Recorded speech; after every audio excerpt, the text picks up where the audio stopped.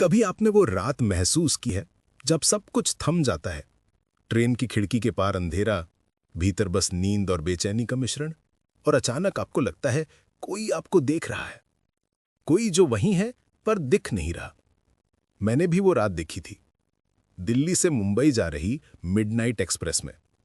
वो एक सामान्य सफर होना चाहिए था, लेकिन हुआ कुछ ऐसा जो मेरे जीवन की दिशा बदल गया।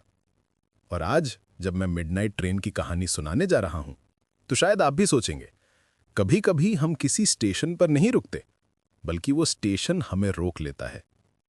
नमस्कार दोस्तों, स्वागत है आपका किताब कथा में। आज हम बात करेंगे मिडनाइट ट्रेन की, एक शानदार मनोवैज्ञानिक थ्रिलर जिसे लिखा है एडवीना लॉन्ग बॉटम ने। ये कहानी है एक ट्रेन की, लेकिन असल में ये कहानी है मन की ट्रेन की, जो हमें हमारे डर, अपराध बोध और सच्चाइयों की मंजिल तक ले जाती है। अध्याय 1, रात की सवारी। हर कहानी की शुरुआत साधारण होती है। एमा थॉम्सन के लिए भी ये बस एक और सफर था, लंदन से मैनचेस्टर की एक रात की ट्रेन। वो एक शांत सी महिला थी, 30 के आसपास की उम्र, पेशे से मनोवैज्ञानिक, थोड़ी सी थकी हुई, थोड़ी सी टूटी हुई और बहुत कुछ सोचती हुई। वो किसी कॉन्फ्रेंस से लौट रही थी, लेकिन उसके चेहरे पर जो छाया थी वो किसी अधूरी बातचीत की नहीं, किसी गहरे पछतावे की थी। ट्रेन प्लेटफॉर्म से धीरे धीरे सरकती है। सामने बैठे एक बूढ़े आदमी ने अखबार मोड़ा और खिड़की के बाहर झांका। रात लंबी है मिस। एमा मुस्कुराई नहीं, बस सिर हिलाया और अपनी नोटबुक खोली। उसके पन्नों पर लिखा था, गिल्ट जब नींद नहीं आने देता है। पहला स्टेशन गुजरा, लाइट्स थोड़ी मंद हुई और ट्रेन एक अंधेरे सुरंग में घुस गई। यहीं से कहानी शुरू होती है। जब ट्रेन सुरंग से बाहर आई तो कुछ बदल चुका था। कोई यात्री गायब था और एमा के सामने की सीट पर किसी और की परछाई थी। उसने मुड़कर देखा और वहां एक आदमी बैठा था जिसे उसने पहले कभी नहीं देखा था। आप मैनचेस्टर जा रही हैं? वो मुस्कुराया। हाँ, एमा ने जवाब दिया। मगर आप कौन? मैं वही जो हर सफर में होता हूं, कहानी। एमा हैरान रह गई। वो आदमी अपने आप में एक अजीब सा आकर्षण रखता था, जैसे वो किसी और जमाने से आया हो। उसने अपना नाम बताया, ल्यूक। थोड़ी देर बाद बातचीत शुरू हुई। ल्यूक बोलता गया और एमा सुनती रही। वो हर बात के बीच रुकता और कहता, क्या तुम यकीन कर सकती हो कि ट्रेनें लोगों की यादें ले जाती हैं? एमा ने हंसने की कोशिश की। आप लेखक हैं? नहीं, मैं वो हूं जो भूल नहीं पाता। धीरे धीरे बातों में रात गहरी होती गई। ट्रेन की खिड़की पर बाहर के सिग्नल्स चमकते और लाइट्स टिमटिमाती। एमा को महसूस हुआ ल्यूक की बातें उसके मन में उतरती जा रही हैं।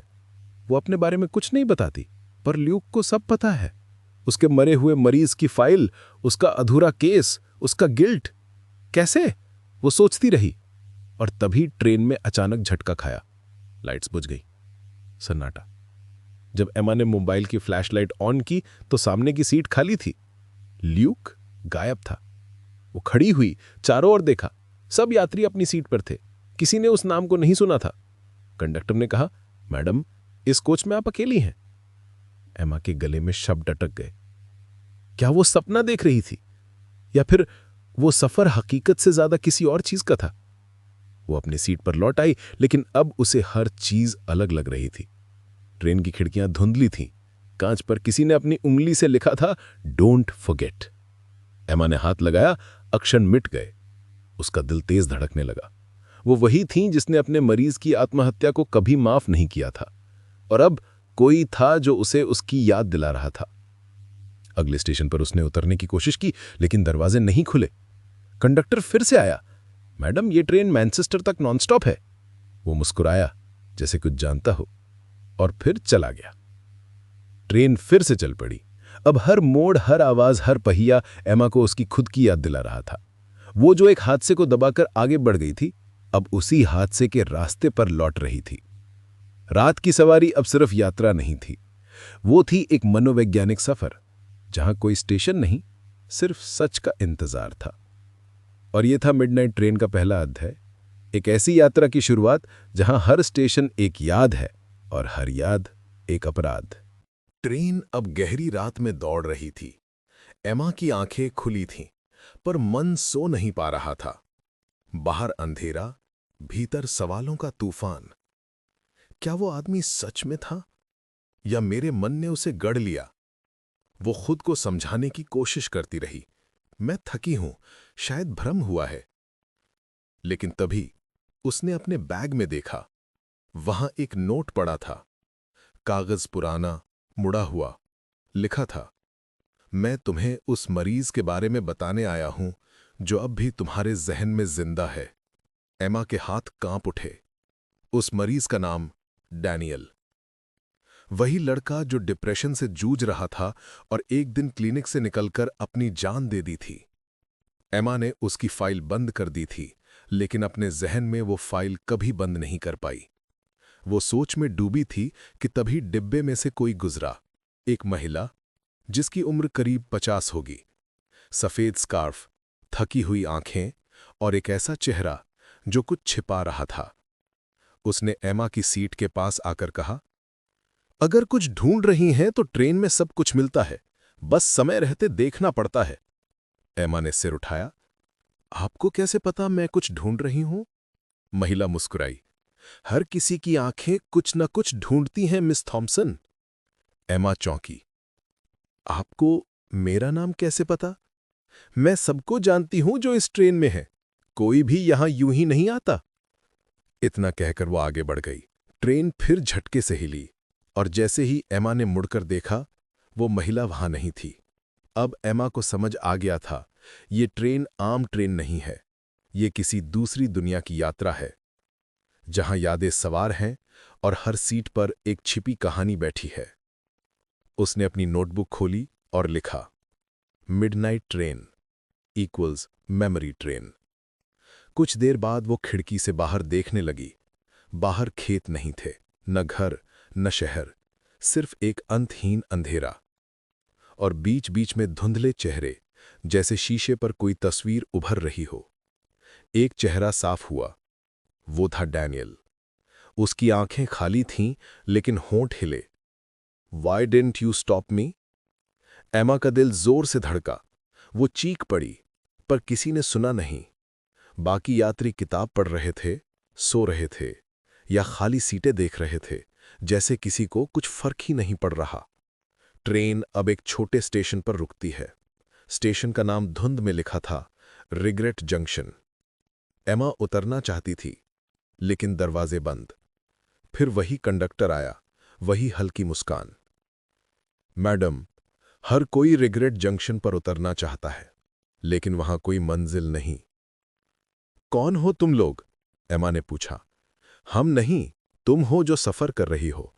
हम तो बस यादों के साक्षी हैं। एमा तो अब एहसास हुआ, ये ट्रेन उसे बाहर नहीं, भीतर ले जा रही है। हर स्टेशन उसकी आत्मा का एक हिस्सा है, और हर स्टेशन पर उसका अतीत उसका इंतजार कर रहा है। जैसे ही ट्रेन फिर चली, उसने खिड़की में खुद को देखा, पर परछाई वही नहीं थी। उसके बाल गीले थे, कपड़े फटे हुए, और उसके चेहरे पर वही डर था जो डैनियल के मरने से पहले उसके चेहरे पर था। वो अपने चेहरे को छूती है, सब सामान्य है, लेकिन परछाई हंस रही है। वो डर के मारे पीछे हटती है। तभी किसी ने उसके कंधे पर हाथ रखा। वो बूढ़ा आदमी जो पहले अखबार पढ़ रहा था। मिस थॉम्सन, जब आप किसी को बचा नहीं पाती, तो वो आपके भीतर रह जाता है। और यही इस ट्रेन का नियम है। जो बाहर रह गया, वो अंदर लौटता है। एमा ने डरते हुए पूछा, क्या ये ट्रेन रुकती है? रुकती है, जब तुम सच बोलो। उसका मन टूट गया। वो धीरे धीरे रोने लगी। मैंने कोशिश की थी, मैं सच में कोशिश करती थी। मैंने उसे समझाया था, लेकिन वो नहीं सुनता था। वो बूढ़ा आदमी धीरे से बोला, शायद उसने सुना था, पर तुम खुद नहीं सुनना चाहती थी। वो खिड़की के बाहर देखती है। अब अंधेरे में रोशनी की एक पतली रेखा थी। शायद अगला स्टेशन आने वाला था। नाम लिखा था, कन्फेशन हॉल्ट। उसने खुद से कहा, अब यह सफर खत्म नहीं होगा जब तक मैं सच नहीं कहूंगी। ट्रेन अब उस मोड़ पर थी जहां रात और सुबह के बीच की रेखा धुंधली हो जाती है, जहां सपना और हकीकत एक साथ बैठते हैं। और वहीं उसे महसूस हुआ, कहीं न कहीं ल्यूक अब भी उसके आसपास है, उसकी हर सांस में, हर खामोशी में। वो अपनी नोटबुक बंद करती है और लिखती है, मैं अब भागना बंद करती हूं। ट्रेन की सीटी बजती है और कहानी अगले स्टेशन की ओर बढ़ती है, जहां एमा पहली बार अपने अतीत का सामना करेगी। रात अब आधी बीत चुकी थी। ट्रेन की खिड़की से बाहर हल्की सी धुंध उतर आई थी, जैसे किसी ने हवा में स्मृतियों का पर्दा डाल दिया हो। एमा ने अपनी घड़ी देखी, पर उसमें समय नहीं चल रहा था। सुइयां एक ही जगह अटकी थीं, जैसे समय इस ट्रेन में रुक गया हो। ट्रेन धीरे धीरे एक स्टेशन के पास पहुंची। नाम झिलमिलाती रोशनी में दिखाई दिया, ट्रूथ क्रॉसिंग। ट्रेन रुकी, दरवाजे खुले, लेकिन कोई उतरा नहीं। बस एक साया भीतर आया और एमा के सामने की सीट पर बैठ गया। वो था ल्यूक। एमा का दिल धड़क उठा। तुम गायब हो गए थे। ल्यूक मुस्कुराया। मैं वहीं था जहां तुम्हारा सच छिपा हुआ था। कौन सा सच? वही जिससे तुम भाग रही हो, डैनियल की मौत का सच। एमा ने नजरें झुका ली। मैंने उसे समझाने की कोशिश की थी, मैं उसकी मदद कर रही थी, पर तुम खुद उसकी कहानी से भाग रही थी ना? हैं? क्या मतलब? ल्यूक अब गंभीर हो गया। तुम्हें याद है डैनियल के आखिरी सेशन में उसने क्या कहा था? एमा की आंखों में छवि उभरी। वो क्लिनिक का कमरा था। डैनियल, बस 25 साल का लड़का, चेहरा थका हुआ, आंखों में निराशा। वो बोला था, डॉक्टर, अगर मैं खुद को खत्म कर लूं, तो क्या आप सोचेंगी कि यह आपकी गलती है? और एमा ने क्या कहा था? उसने बस जवाब दिया था, हम सब अपनी जिम्मेदारी खुद उठाते हैं डैनियल। वो वाक्य अब गूंज रहा था, जैसे किसी ने लौटा दिया हो। ल्यूक बोला, कभी कभी एक वाक्य किसी की आखिरी उम्मीद तोड़ देता है। एमा के चेहरे पर आंसू बह निकले। मैं उसे संभाल नहीं पाई। मुझे लगा वो मजबूत है, मुझे लगा मैं सही हूं। ल्यूक बोला, और अब वही सोच तुम्हें यात्री बना रही है। ये ट्रेन तब तक नहीं रुकेगी जब तक तुम खुद को माफ नहीं करती। ट्रेन के बाहर एक अजीब सी आवाज आई, जैसे कोई फुसफुसा रहा हो। एमा ने खिड़की से झांका। बाहर धुंध में कई आकृतियां चल रही थीं। हर आकृति उसके अतीत का कोई चेहरा थी। कोई मरीज, कोई दोस्त, कोई अनकहा अफसोस। और सबसे आगे डैनियल खड़ा था। वो कह रहा था, तुम्हें मेरे लिए नहीं, अपने लिए सच बोलना होगा। ल्यूक खड़ा हुआ, बोला, चलो, वक्त आ गया है ट्रुथ क्रॉसिंग पार करने का। एमा ने पूछा, क्या मैं उतर सकती हूं? हाँ, लेकिन वहां सिर्फ तुम और तुम्हारी सच्चाई होगी। वो बाहर निकली। स्टेशन सुनसान था, बस पुरानी बेंचें, टूटी लाइट्स और दीवारों पर शब्द लिखे थे, कन्फेस एंड बी फ्री। एमा ने आंखें बंद की। वो बोलने लगी, मैंने अपने मरीज को खो दिया, पर मैं ये मान नहीं पाई कि मैंने गलती की। मैंने सबको दोष दिया, उसकी हालत को, उसकी नियति को, उसकी दवाई को, पर असल में मैं खुद को दोष देने से डर गई थी।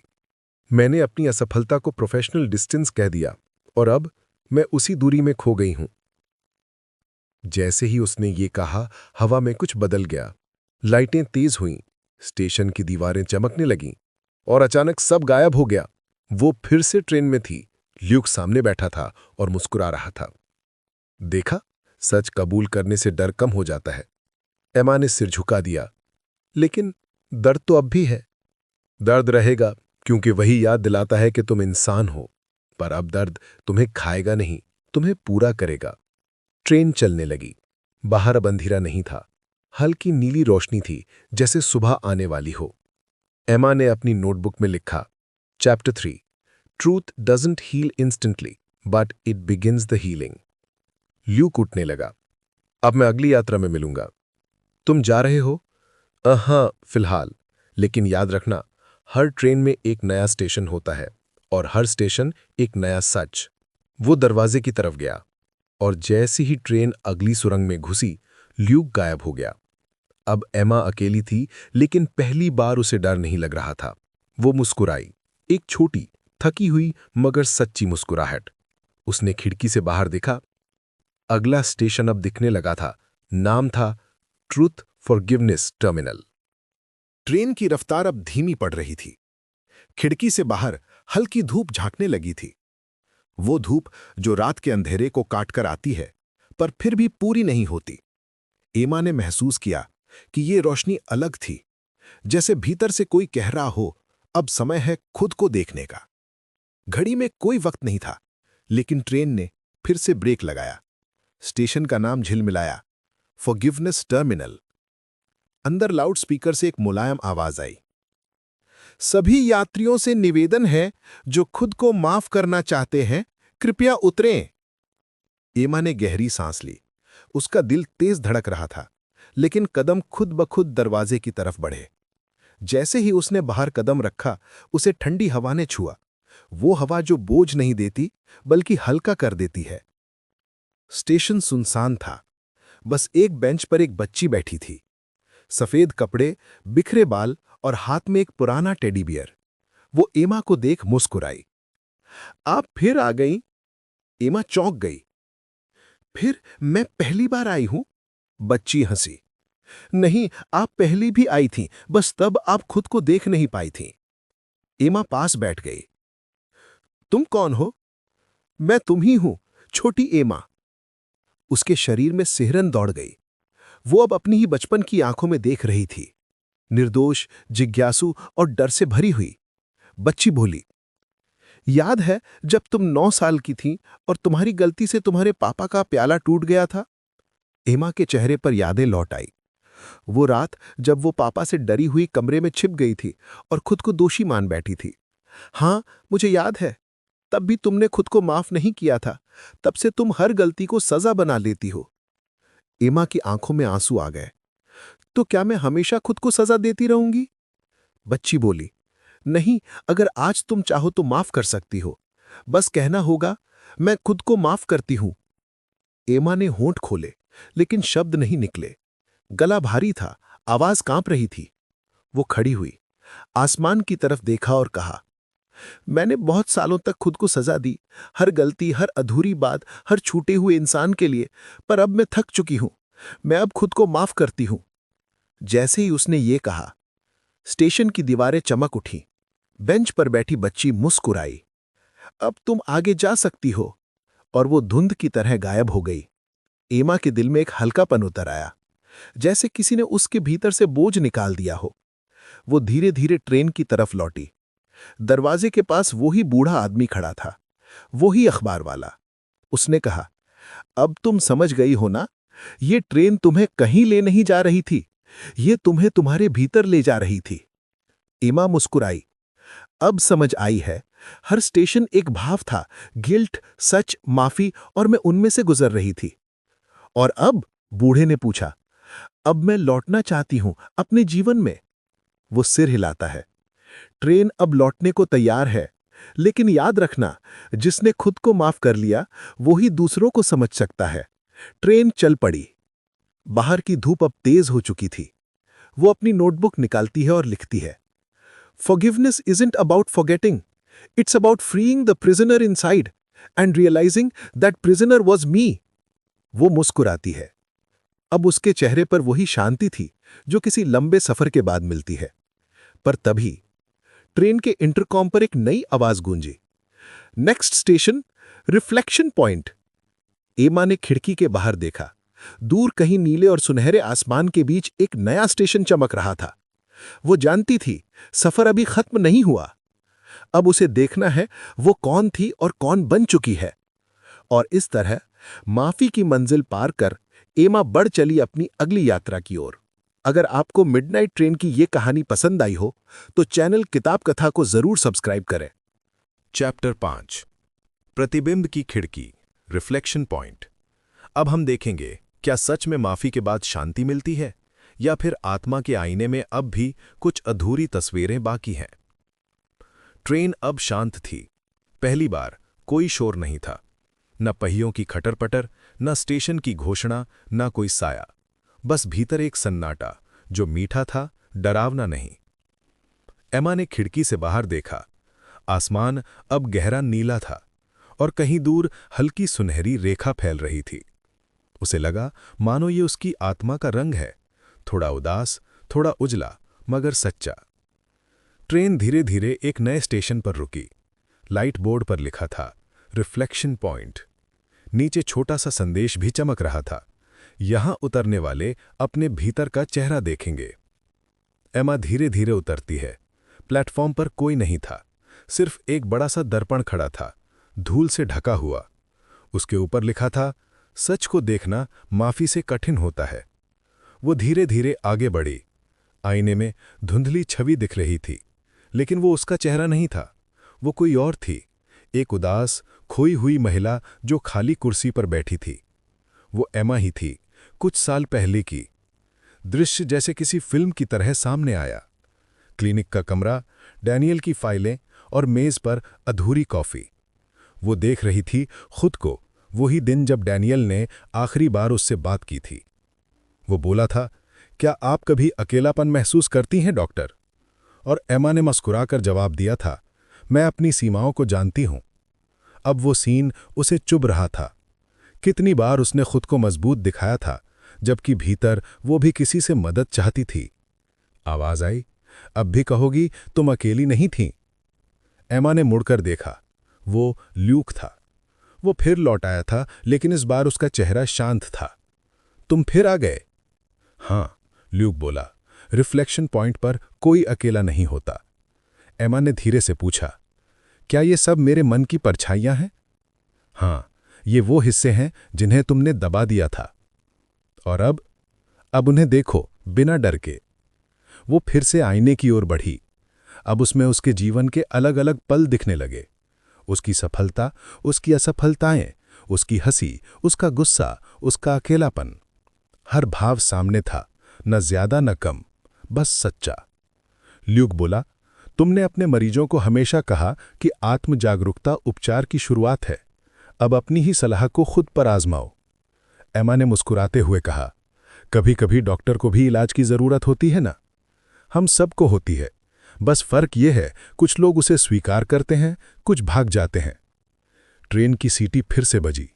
लाउडस्पीकर पर आवाज आई, रिफ्लेक्शन पॉइंट से प्रस्थान का समय हो चुका है। अगला स्टेशन है रिडेम्पशन बे। एमा ने दर्पण की ओर देखा। इस बार उसमें सिर्फ उसका चेहरा था। थोड़ी थकान, लेकिन अब उस थकान में एक सुकून था। वो मुस्कुराई और धीरे से बोली, अब मैं खुद को पहचानती हूं। ल्यूक उसके पास आया, तुमने सफर का सबसे कठिन पड़ाव पार कर लिया है। अब अगला स्टेशन वो है जहां आत्मा और सुकून एक हो जाते हैं, रिडेम्पशन बे। एमा ने पूछा, क्या वो आखिरी स्टेशन है? ल्यूक मुस्कुराया, किसी के लिए आखिरी, किसी के लिए शुरुआत। ट्रेन फिर चल पड़ी। इस बार उसकी खिड़की से बाहर सिर्फ रोशनी थी, कोई अंधेरा नहीं। एमा ने अपनी नोटबुक खोली और लिखा, reflection is not about judging who I was, it's about accepting who I have become. उसने आंखें बंद की और महसूस किया, वो अब पहली बार सुकून में है। चैप्टर 6, मुक्ति का किनारा, रिडेम्पशन बे। क्या मिडनाइट ट्रेन सच में एमा को उसकी मंजिल तक पहुंचाएगी, या ये सिर्फ एक और भ्रम है जहां मुक्ति पाने से पहले आत्मा को खुद से जूझना पड़ता है? ट्रेन अब तेज गति से दौड़ रही थी। बाहर सुबह की रोशनी पूरी तरह फैल चुकी थी, लेकिन अंदर का माहौल अब भी शांत था, एक ऐसी शांति जो तूफान के बाद आती है। एमा खिड़की से बाहर देख रही थी। पटरियों के किनारे अब पेड़ नहीं थे, बस अनंत जल दिखाई दे रहा था, जैसे ट्रेन किसी समुद्र के ऊपर से गुजर रही हो। पानी के ऊपर सूरज की किरणें चमक रही थीं और दूर कहीं एक स्टेशन का नाम उभर रहा था, रिडेम्पशन बे। उसने धीरे से बुदबुदाया, मुक्ति का किनारा। ट्रेन धीरे धीरे रुक गई। लाउडस्पीकर पर वही मुलायम आवाज गूंजी, सभी यात्री जो बोझ छोड़ना चाहते हैं, कृपया रिडेम्पशन बे पर उतरें। एमा उठी। इस बार उसके कदमों में कोई डर नहीं था, ना कोई झिझक, ना कोई भ्रम, बस एक अजीब सी हल्कापन। वो प्लेटफॉर्म पर उतरी, जहां रेत थी, हवा थी और सामने एक विशाल समुद्र फैला था। किनारे पर एक बेंच थी जिस पर ल्यूक बैठा था। वो मुस्कुराया, हाँ, स्वागत है एमा, अब तुम यहां तक पहुंच ही गई। एमा ने कहा, तो क्या ये आखिरी स्टेशन है? ल्यूक बोला, हाँ, लेकिन हर मुक्ति एक नई शुरुआत होती है। दोनों समुद्र की ओर देखने लगे। लहरें बार बार किनारे को छूकर लौट जा रही थीं, जैसे किसी अधूरी बात को कहने की कोशिश में हो। ल्यूक बोला, तुम जानती हो इस ट्रेन पर हर यात्री क्यों चढ़ता है? एमा ने सिर हिलाया, नहीं, क्योंकि वो कुछ छोड़ना चाहता है, अपराध, डर, दर्द या अतीत। और क्या सबको मुक्ति मिलती है? ल्यूक ने मुस्कुराकर कहा, जो खुद को माफ कर लेता है उसे मिलती है, जो खुद से लड़ता रहता है वो लौट आता है। एमा ने गहरी सांस ली। मैं अब लौटना नहीं चाहती, मैं जीना चाहती हूँ, हल्की होकर। ल्यूक ने कहा, तो उस समुद्र में जाकर वो पत्थर फेंको जो तुम्हारे भीतर अब तक पड़ा है। एमा उठी, वो समुद्र की ओर चली। हर कदम के साथ उसका अतीत पीछे छूटता गया। डैनियल का चेहरा, उसकी आवाज, उसका अपराध बोध, सब एक एक करके पीछे रह गए। वो किनारे पर पहुंची, झुकी और एक पत्थर उठाया। वो वही पत्थर था जो उसके दिल पर वर्षों से रखा था। उसने उसे कस कर पकड़ा और धीरे से कहा, मैंने कोशिश की थी और वो काफी था। उसने पत्थर को पानी में फेंक दिया। एक लहर उठी, छपाक की आवाज आई और फिर सब शांत। एमा मुस्कुराई। उसके चेहरे पर हल्की धूप पड़ी थी और आंखों में सुकून था। वो मुड़ी, लेकिन ल्यूक वहां नहीं था। सिर्फ एक ट्रेन खड़ी थी, वही मिडनाइट ट्रेन, अब सुबह की रोशनी में नहाई हुई। दरवाजे पर एक नोट चिपका था, redemption isn't leaving the past behind, it's learning to walk beside it peacefully. वो ट्रेन में वापस चढ़ी। इस बार उसकी सीट खाली नहीं थी। वहां एक नई फाइल रखी थी जिस पर लिखा था केस 001, एमा थॉम्सन। उसने फाइल खोली। अंदर उसकी अपनी कहानी थी। हर स्टेशन, हर अध्याय, सब दर्ज था। अंत में एक लाइन लिखी थी, patient has found inner peace. उसके होठों पर मुस्कुराहट आई। उसने खिड़की से बाहर देखा। ट्रेन अब मैनचेस्टर की दिशा में लौट रही थी, वही गंतव्य जहां से ये यात्रा शुरू हुई थी। लेकिन अब ये वापसी अलग थी, क्योंकि अब वो वही एमा नहीं थी जो डर में भाग रही थी। अब वो एमा थी जिसने खुद को समझ लिया था। ट्रेन के लाउडस्पीकर पर आखिरी घोषणा हुई, जर्नी कंप्लीटेड, वेलकम होम। एमा ने आंखें बंद की और पहली बार उसने सच्ची शांति महसूस की। अगर आपको मिडनाइट ट्रेन की ये कहानी पसंद आई हो तो चैनल किताब कथा को जरूर सब्सक्राइब करें, क्योंकि अगले अध्याय में अब हम चैप्टर 7 में देखेंगे वापसी का सफर, द रिटर्न होम, जहां एमा अपने वास्तविक जीवन में लौटेगी। लेकिन क्या वो वही दुनिया होगी, या उसने भीतर कुछ ऐसा बदल दिया है जो कभी पहले जैसा नहीं होगा? चैप्टर 7, वापसी का सफर, द रिटर्न होम। क्या होता है जब एमा मिडनाइट ट्रेन की यात्रा पूरी करने के बाद असली दुनिया में लौटती है? क्या वो वही एमा है जो डरी हुई, अपराध बोध में डूबी और अपने अतीत से भागती थी? या अब वो कोई और बन चुकी है, कोई जो खुद को पहचान चुकी है? ट्रेन फिर से चल पड़ी थी, लेकिन इस बार उसकी रफ्तार अलग थी। पहले की तरह अंधेरे सुरंगों से नहीं, बल्कि सुनहरी धूप और नीले आसमान के बीच से गुजरते हुई। एमा खिड़की के बाहर देख रही थी। हर गुजरता पेड़, हर चमकती किरण, हर छूती हवा में अब उसे एक नई कहानी दिख रही थी। वो मुस्कुराई। कितना अजीब था वही सफर जो कभी डरावना लगता था, अब कितना सुकून दे रहा था। उसके सामने की सीट पर वो फाइल अब भी रखी थी, केस 001, एमा थॉम्सन। उसने उसे खोला।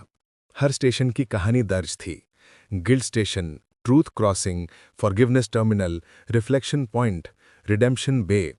हर अध्याय जैसे उसकी आत्मा की परतें थीं, धीरे धीरे खुलती हुई, भीतर की सच्चाई उजागर करती हुई।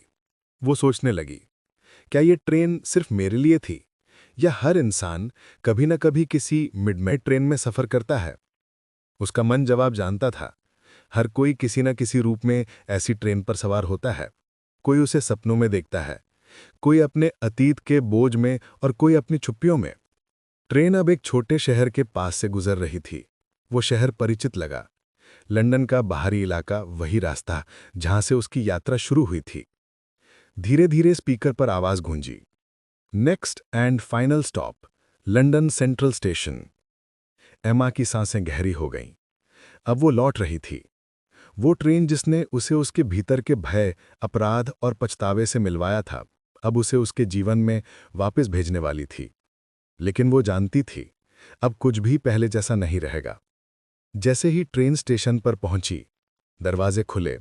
भीतर की गर्म हवा और बाहर की ठंडी हवा आपस में मिली, जैसे दो दुनियाएं एक दूसरे से गले मिल रही हों। एमा धीरे धीरे उतरी। स्टेशन वही था, वही प्लेटफॉर्म, वही भीड़, वही आवाजें। लेकिन अब सब कुछ अलग महसूस हो रहा था। वो एक पल को ठहरी। उसने गहरी सांस ली और खुद से कहा, अब मैं भाग नहीं रही, अब मैं लौट रही हूं। वो स्टेशन से बाहर निकली। सड़क पर टैक्सी खड़ी थी। ड्राइवर ने पूछा, कहाँ जाना है मैडम? एमा ने हल्की मुस्कान के साथ जवाब दिया, घर। टैक्सी चलते ही उसने पीछे मुड़कर देखा। ट्रेन अब भी वहां थी, लेकिन उस पर अब लिखा था, मॉर्निंग एक्सप्रेस। वो मिडनाइट ट्रेन अब गायब हो चुकी थी। जैसे वो सिर्फ उसी के लिए थी और अब अपना काम पूरा कर चुकी थी। घर पहुंचते ही उसने दरवाजा खोला। कमरा वही था, पर दीवारों पर तस्वीरें अब नहीं लग रही थीं। हर फ्रेम, हर किताब, हर वस्तु में अब एक अर्थ था, जैसे उसने पहली बार उन्हें सच में देखा हो। वो अपने टेबल के पास गई, जहां डैनियल की फाइल अब भी पड़ी थी। वो सालों से उसे खोल नहीं पाई थी, पर आज उसने बिना हिचकिचाहट उसे खोला। फाइल में उसकी नोट्स थे, डैनियल की डायरी के पन्ने और आखिरी सेशन का रिकॉर्ड। वो रिकॉर्डिंग प्ले करती है। उसमें डैनियल की आवाज थी, डॉक्टर, अगर मैं एक दिन गायब हो जाऊं तो क्या आप मुझे याद करेंगी? उसके होंठ कांपे, पर अब उसकी आंखों में आंसू नहीं थे, बस एक शांति थी। उसने धीरे से कहा, हाँ डैनियल, मैं तुम्हें याद करूंगी, लेकिन अब तुम्हें माफ कर चुकी हूं, और खुद को भी। वो फाइल बंद करती है, एक सफेद कागज पर लिखती है, केस क्लोज्ड। शाम का वक्त था। एमा बालकोनी में बैठी थी, कॉफी का मग हाथ में, और हवा उसके बालों से खेल रही थी। वो अपने जर्नल में लिखने लगी, कभी कभी जिंदगी हमें ऐसी ट्रेन में बिठा देती है जहां हमें उतरने की जगह नहीं मिलती। हम डरते हैं, हम भागना चाहते हैं, पर वो ट्रेन हमें भीतर ले जाती है। वो हमें हमारे सच से मिलवाती है, और जब हम डरना छोड़ देते हैं तो वही ट्रेन हमें घर वापस छोड़ जाती है। वो मुस्कुराई। उसे अब समझ आ गया था कि मुक्ति का मतलब अतीत भूल जाना नहीं होता, बल्कि उसे स्वीकार करना होता है। अगले दिन उसने अपने क्लिनिक का दरवाजा फिर से खोला। दीवार पर अब उसने एक नया बोर्ड लगाया था, हीलिंग बिगिंस विद इन। पहली मरीज अंदर आई, एक जवान लड़की, जिसकी आंखों में वही डर था जो कभी एमा की आंखों में था। लड़की बोली, डॉक्टर, मुझे लगता है कि मैं अपने अतीत से भाग रही हूं, तो शायद अब वक्त है कि तुम अपनी ट्रेन पकड़ो। कौन सी ट्रेन? मिडनाइट ट्रेन, एमा ने धीरे से कहा, जो तुम्हें तुम्हारे डर से मिलवाएगी और तुम्हें खुद को माफ करना सिखाएगी। लड़की कुछ समझ नहीं पाई, पर उसकी आंखों में एक हल्की उम्मीद जग उठी। एमा ने महसूस किया, अब वो सिर्फ एक मनोवैज्ञानिक नहीं थी, वो एक गाइड बन चुकी थी उन आत्माओं की जो अपनी मिडनाइट ट्रेन में सफर कर रही थीं। शाम होते होते उसने अपने जर्नल का आखिरी पन्ना खोला और लिखा, हर इंसान के भीतर एक ट्रेन चलती है। वो ट्रेन हमें रात के अंधेरे से गुजारती है, गलतियों, डर और पछतावे के स्टेशनों से होकर ले जाती है। और जब सुबह होती है, हम उसी जगह लौट आते हैं, पर बदल चुके होते हैं। वो मुस्कुराई, पन्ना बंद किया और धीरे से कहा, धन्यवाद ल्यूक। उसी वक्त हवा चली और मेज पर रखी फाइल अपने आप खुल गई। अंदर एक नोट गिरा, जिस पर लिखा था, you found your peace, now help others find theirs. Emma ने आसमान की ओर देखा। धूप ढल रही थी, पर उसके भीतर एक नई सुबह उग रही थी। वो मुस्कुराई और बोली, हाँ, मैं तैयार हूं। और इस तरह मिडनाइट ट्रेन की यात्री एमा टॉम्सन का सफर पूरा हुआ। पर उसकी कहानी अब शुरू हो चुकी थी, क्योंकि जब कोई खुद को जान लेता है तो वो दूसरों के अंधेरे में रोशनी बन जाता है। चैप्टर 8 नई सुबह, अ न्यू डॉन। सुबह की धूप पर्दों के बीच से कमरे में उतर रही थी। एम्मा धीरे धीरे जागी, जैसे कोई लंबी नींद के बाद पहली बार सच में सांस ले रहा हो। कमरा वही था, पर अब सब कुछ अलग महसूस हो रहा था। हर चीज के किनारों पर जैसे कोई सुनहरी लकीर खिंच गई हो। मेज पर रखी फाइल उठाते हुए उसने पढ़ा, केस 001, एमा टॉम्सन। अंतिम पन्ने पर लिखा था, patient has found inner peace. वो मुस्कुराई और बोली, अब दूसरों की बारी है। क्लिनिक की घंटी बजी। पहली अपॉइंटमेंट थी माया रिचर्डसन। युवा, थकी हुई आंखें और हाथों में बेचैनी। माया बोली, डॉक्टर, मुझे रात में ट्रेन की आवाजें सुनाई देती हैं, लेकिन कोई ट्रेन नहीं होती। एमा ने मुस्कुराकर कहा, कभी कभी वही आवाजें सबसे सच बोलती हैं। दरवाजे खुलते नहीं, माया ने कहा। एमा ने जवाब दिया, शायद तुम्हें बाहर नहीं भीतर उतरना है। कई हफ्तों तक माया आती रहीं, हर बार अपने भीतर के स्टेशनों को नाम देती, गिल्ट, साइलेंस, लॉस। धीरे धीरे उसका डर पिघलता गया। फिर एक दिन उसने कहा, मैंने उसे माफ कर दिया। किसे? खुद को। एमा की आंखों में चमक थी, जैसे कहीं भीतर फिर से सुबह उगाई हो। उसी शाम उसे एक पैकेट मिला। अंदर एक पुरानी टिकट थी, मॉर्निंग एक्सप्रेस। पीछे लिखा था, सम जर्नीज बिगिन एट डॉन। एमा ने आसमान की ओर देखा और बादलों के किनारे सचमुच सुनहरी हो गए। अब क्लिनिक में कई लोग आने लगे, कोई टूटा हुआ रिश्ता, कोई अनकहा डर, कोई पुरानी टीस लेकर। एमा सवाल नहीं करती, बस सुनती, और हर सत्र के अंत में कहती, अब यहां तक के लिए काफी है। लोग उठते तो थोड़ा हल्का महसूस करते, जैसे किसी ने बोझ उतार दिया हो। एक दिन माया बोली, मैं स्टेशन जाऊंगी अकेले, देखना चाहती हूं कि बिना डर के ट्रेन का इंतजार कैसा लगता है। एमा मुस्कुराई, अगर ट्रेन ना आए तो भी मत डरना। नई सुबह में अक्सर ट्रेन नहीं आती, रास्ता आता है। शाम को माया का संदेश आया, I waited, I breathed, I am okay. एमा ने बस एक सूरज का इमोजी भेजा। रात को खिड़की पर भाप जमी थी। भाप पर उभरा, don't forget and don't hold on. एमा ने कहा, मैं नहीं पकड़ूंगी, मैं बस साथ चलूंगी।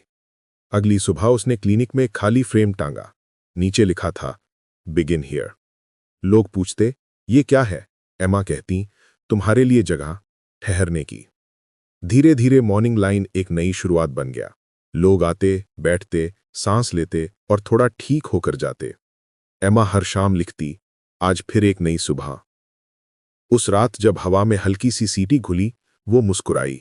शायद हर रास्ता अब उसी प्लेटफॉर्म की ओर जाता है जहां से नई सुबहें रवाना होती हैं। उसने डायरी खोली, मॉर्निंग एक्सप्रेस की टिकट चिपकाई और नीचे लिखा, some journeys don't end, they become the way we walk. फिर खिड़की से बाहर देखा, सड़क की बत्तियां जली थीं और उनकी रोशनी में चलते लोगों की परछाइयां एक दूसरे में घुल रही थीं। वो बोली, अगला स्टेशन, नई सुबह। चैप्टर 9, आवाज की रेखा, द लाइन ऑफ वॉइस। अब हम चैप्टर 9 में देखेंगे कैसे एमा अपनी नई सुबह के बाद उस राह पर आगे बढ़ती है जहां उसकी आवाज, उसकी समझ और उसका अनुभव अब सिर्फ इलाज नहीं बल्कि प्रेरणा बन जाता है। अब वो सिर्फ दूसरों के दर्द को समझने वाली नहीं बल्कि उनकी जिंदगियों में रोशनी जगाने वाली आवाज बन चुकी है। सुबह की हवा में अब एमा का घर जीवित लगता था। हर पौधे में नमी थी, हर किताब के पन्नों पर ठहराव था। कभी जो कमरा सिर्फ उसका क्लिनिक था, अब एक ऐसा स्थल बन चुका था जहां लोग अपने भीतर लौटने आते थे। क्लिनिक के बाहर एक नया बोर्ड लगा था, the morning line, a space to listen. नीचे छोटे अक्षरों में लिखा था, हर किसी के भीतर एक ट्रेन चलती है। लोग आने लगे। कोई कहता, मुझे बस बोलने की जगह चाहिए। कोई कहता, मैं नहीं जानता कि मुझ में क्या टूटा है, लेकिन ठीक होना चाहता हूं। एमा किसी किताब से नहीं पढ़ाती, वो कहानी सुनाती है, सादगी से, जैसे किसी पुरानी दोस्त से बात कर रही हो। वो कहती, कभी कभी इलाज सिर्फ दवा से नहीं होता, कभी बस सुनना ही काफी होता है। वो लोगों से कहती है, अपनी आवाज को रोकना मत, क्योंकि जब तक तुम बोलते नहीं, तुम्हारा दर्द तुम्हारे भीतर गूंजता रहता है। धीरे धीरे मॉर्निंग लाइन की चर्चा फैलने लगी। टीवी चैनल्स, पॉडकास्ट और सोशल मीडिया पर लोग उसकी कहानियां सुनने लगे। लोग कहते, वो डॉक्टर नहीं, एक कहानीकार है जो लोगों की जिंदगी के भीतर झांकती है। एक दिन उसे एक रेडियो शो से निमंत्रण मिला, voice within, stories that heal. Host ने कहा, डॉक्टर एमा, आपसे बात करना चाहेंगे, आपकी कहानी ने बहुत लोगों को छुआ है। स्टूडियो छोटा था लेकिन शांत। माइक्रोफोन के सामने बैठते हुए एमा को एक पल के लिए वो मिडनाइट ट्रेन याद आ गई। उसी तरह का माइक्रोफोन, उसी तरह का सन्नाटा, बस इस बार डर नहीं था, भरोसा था। होस्ट ने पूछा, डॉक्टर एमा, क्या ये सच है कि आपकी अपनी यात्रा ने आपको बदल दिया? एमा ने मुस्कुराकर कहा, हर इंसान की कोई ना कोई ट्रेन होती है। मैं बस अपनी ट्रेन पर चढ़ी थी और उस सफर ने मुझे सिखाया कि सन्नाटा भी बोलता है, बस हमें सुनना आना चाहिए। आप क्या सोचती हैं, लोग अपने दर्द को क्यों दबाते हैं? क्योंकि हमें सिखाया गया है कि मजबूत लोग रोते नहीं, लेकिन सच्चाई ये है, जो रोता है वही सच में मजबूत होता है, क्योंकि वो अपनी दीवारें तोड़ देता है। स्टूडियो में कुछ सेकंड का मौन था। फिर होस्ट ने कहा, शायद इसलिए लोग आपकी आवाज से जुड़ते हैं क्योंकि उसमें सच्चाई है। एमा ने मुस्कुराई, नहीं, उसमें सच्चाई नहीं, उसमें सफर है। उस रात शो प्रसारित हुआ और अगले दिन क्लिनिक के बाहर लोगों की भीड़ और बढ़ गई। कुछ लोग दूर देशों से आए थे। कहते, हमने आपकी आवाज सुनी और ऐसा लगा जैसे किसी ने हमारे भीतर के कमरे का दरवाजा खोल दिया। एक बूढ़ा आदमी आया, डॉक्टर, मेरी पत्नी 10 साल पहले गुजर गई, पर मैं अब तक उससे बात करता हूं। एमा ने कहा, तो बात करते रहिए। कभी कभी जिनसे हम बात करते हैं वो सुनते नहीं, लेकिन हमारी आत्मा हल्की हो जाती है। एक जवान लड़का आया। मुझे लगता है मैं दूसरों को हंसाते हंसाते खुद को खो चुका हूं। एमा बोली, तो आज बस 1 घंटे के लिए किसी को हंसाने की कोशिश मत करना। खुद के साथ बैठो। कभी कभी खुशी लौटने के लिए बस एक जगह चाहती है। हर दिन कोई ना कोई उसके पास आता और हर दिन कोई ना कोई हल्का होकर लौटता। कुछ महीनों बाद उसे एक मेल मिला। डियर डॉक्टर टॉमसन, मैं डैनियल की मां बोल रही हूं। उसके हाथ कांप गए। मेल में लिखा था, मैंने आपकी कहानी सुनी। आपको दोष देने के लिए नहीं लिख रही। मैं बस ये कहना चाहती हूं, आपने मेरे बेटे को उस वक्त समझा जब हम सब उसे नहीं समझ पाए। मैं चाहती हूं कि आप जानें, वो जहां भी है वो आपको माफ कर चुका है, और शायद उसी वजह से अब मैं भी। एमा के आंसू गिर पड़े, पर अब वो दर्द के नहीं, मुक्ति के आंसू थे। वो बोली, धन्यवाद डैनियल, और धन्यवाद जीवन। उस शाम उसने अपनी किताब की रूपरेखा लिखना शुरू किया। शीर्षक था the midnight train, a journey with in. उसमें हर स्टेशन की कहानी थी, हर भावना का चेहरा, हर डर का नाम और हर सुबह का रंग। किताब के पहले पन्ने पर उसने लिखा, ये कहानी किसी एक ट्रेन की नहीं है, ये कहानी हम सब की है, क्योंकि हर इंसान के भीतर एक ट्रेन चलती है और उसका आखिरी स्टेशन हमेशा नई सुबह होता है। कुछ महीनों बाद वो किताब प्रकाशित हुई। रिलीज के दिन स्टेज पर बहुत लोग थे, पत्रकार, पाठक और कैमरे। पर एमा की नजर सिर्फ एक जगह थी, पिछली रंगती में बैठा एक आदमी जिसका चेहरा उसे जाना पहचाना लगा। वो मुस्कुराया और धीरे से सिर झुकाया। वो ल्यूक था, या शायद बस एक एहसास, एक प्रतीक, एक दर्पण, जो हर बार तब लौट आता है जब आत्मा सच्ची हो जाती है। कार्यक्रम खत्म होने के बाद एमा स्टेज से उतरी और हवा में देखा। एक सीटी सी आवाज गूंजी। उसे लगा कहीं पास ही कोई ट्रेन गुजर रही है, लेकिन वहां कोई ट्रेन नहीं थी, सिर्फ हवा, सूरज और शांति। उसने आंखें बंद की और मुस्कुराई। हाँ, अब ये मेरी आवाज की रेखा है। अगर आपको मिडनाइट ट्रेन की ये यात्रा पसंद आई हो तो चैनल किताब कथा को जरूर सब्सक्राइब करें, क्योंकि अगले अध्याय में अब हम चैप्टर 10 में देखेंगे आखिरी स्टेशन, आत्मा का ठहराव, द फाइनल स्टॉप, जहां एमा की कहानी अपने पूर्ण अर्थ तक पहुंचेगी और हम जानेंगे कि क्या मिडनाइट ट्रेन सच में खत्म होती है या हर आत्मा में हमेशा चलती रहती है। चैप्टर 10, आखिरी स्टेशन, आत्मा का ठहराव, द फाइनल स्टॉप। अब हम चैप्टर 10 में देखेंगे क्या होता है जब आत्मा अपने सफर की मंजिल पर पहुंचती है। क्या मिडनाइट ट्रेन सच में समाप्त होती है या वो हमेशा चलती रहती है हर उस इंसान के भीतर जो खुद को समझने की कोशिश करता है। साल बीत चुके थे। लंदन की ठंडी सुबह अब भी वही थीं, लेकिन एमा के भीतर का मौसम बदल चुका था। उसका क्लिनिक, द मॉर्निंग लाइन, अब एक केंद्र बन चुका था, जहां लोग सिर्फ इलाज के लिए नहीं बल्कि अपनी सच्ची आवाज खोजने आते थे। कई बार शाम को जब सब मरीज जा चुके होते, वो अपने कमरे में बैठकर खिड़की से बाहर देखती। स्टेशन अब दूर नहीं था। कभी कभी हवा के साथ ट्रेन की सीटी की हल्की गूंज सुनाई देती थी, और हर बार एमा मुस्कुराती। हाँ, मैं जानती हूं, सफर अभी जारी है। एक दिन उसे एक अनजाना पत्र मिला। उस पर कोई नाम नहीं था, बस लिखा था, for the one who stayed on the train. उसने कागज खोला। अंदर लिखा था, कभी कभी सफर खत्म नहीं होता, वो बस रूप बदल लेता है। तुमने इस ट्रेन की कहानी पूरी की, अब दूसरों की कहानियां लिखनी है। लेकिन याद रखना, आखिरी स्टेशन हमेशा भीतर होता है। नीचे कोई नाम नहीं था, बस एक छोटा सा चिन्ह, जैसे किसी ने उंगली से धुंध में एक सर्कल बना दिया हो। वही चिन्ह जो उसे मिडनाइट ट्रेन में हर स्टेशन पर दिखा था। उसका दिल धक से रह गया। ल्यूक, उसने धीरे से कहा। वो समझ गई थी यह सिर्फ एक प्रतीक नहीं था। ल्यूक अब उसकी आत्मा का हिस्सा था, वो हिस्सा जो उसकी यात्रा को दिशा देता था, जो उसे याद दिलाता था कि हर ठहराव एक नया आरंभ है। उस शाम एमा समुद्र के किनारे गई, वही जगह जहां उसने सालों पहले वो पत्थर फेंका था। अब किनारा सुनसान नहीं था, लहरें शांत थी और हवा में नमक और शांति की मिलीजुली खुशबू थी। वो रेत पर बैठी और नोटबुक खोली। पहला पन्ना लिखा था, the midnight train, journey begins. आखिरी खाली था। उसने कलम उठाई और लिखा, जर्नी एंड्स। लेकिन जैसे ही उसने ये लिखा, उसकी उंगलियां रुक गईं। फिर उसने आखिरी शब्द मिटा दिए और उसकी जगह लिखा, जर्नी कंटिन्यूज। वो मुस्कुराई। हाँ, अब समझ आई। ट्रेन कभी खत्म नहीं होती, बस यात्री बदलते हैं। वो अपनी यादों में लौटी। पहली रात जब उसने ल्यूक से बात की थी, वो सुरंगें, वो स्टेशनों के नाम, वो आईना, वो बच्ची, वो बूढ़ा आदमी। हर किरदार, हर चेहरा अब उसे समझ आ चुका था। वो सब उसके भीतर थे। हर स्टेशन एक भावना थी, guilt, truth, forgiveness, reflection, redemption, return, dawn. और अब स्टिलनेस, एक ठहराव, जहां आत्मा न भागती है न ढूंढती है, वो बस होती है।